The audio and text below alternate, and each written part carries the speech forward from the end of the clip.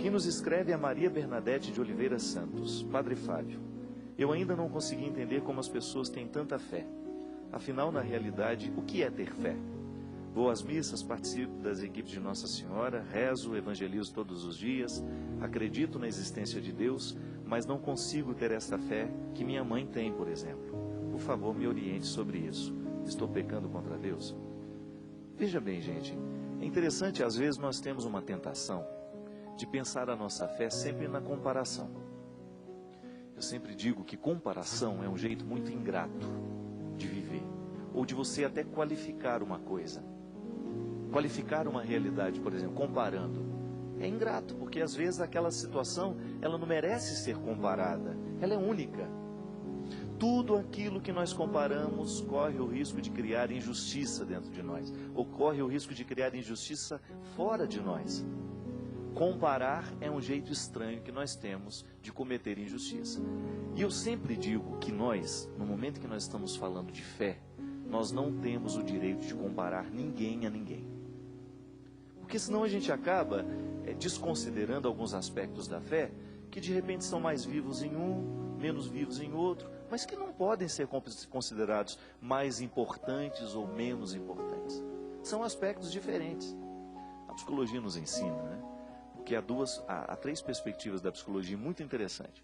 Uma que considera que o ser humano, ele é fruto dos condicionamentos genéticos. Então ele é o que é porque foi dado a ele uma genética. A outra linha de psicologia comportamental vai dizer que não, que ele é fruto do meio. Até tinha aquela célebre frase, né? Me dê uma criança e eu faço dela um intelectual ou um marginal. Então é aquela outra corrente que acredita que o ser humano é fruto do meio.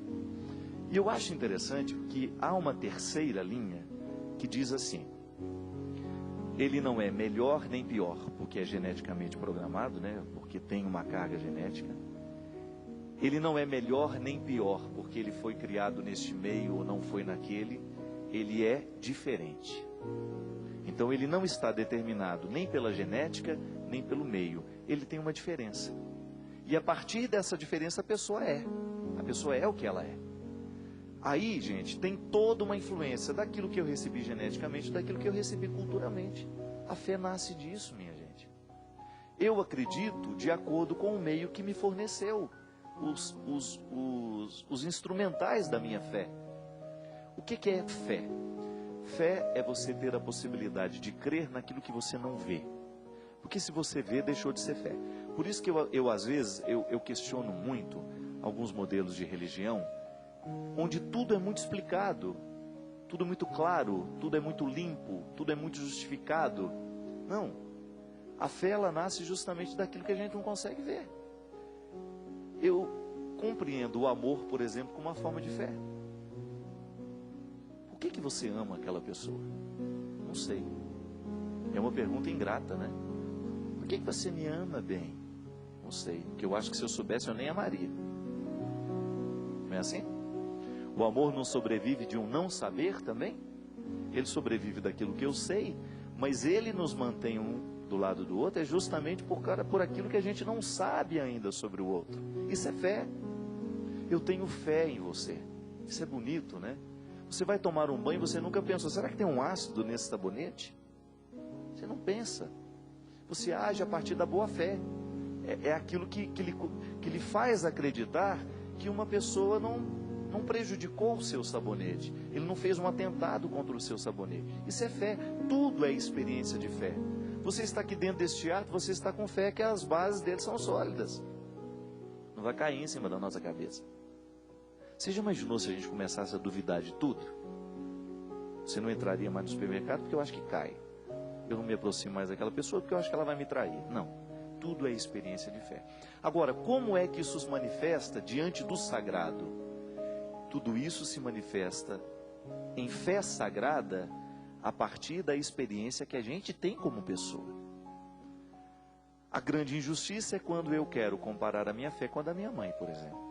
Alguém poderia dizer, Padre Fábio, a sua mãe tem muito mais fé que você. Eu não concordo com isso. Porque a minha fé é diferente da minha mãe. Mas eu não posso dizer que uma fé é superior à outra.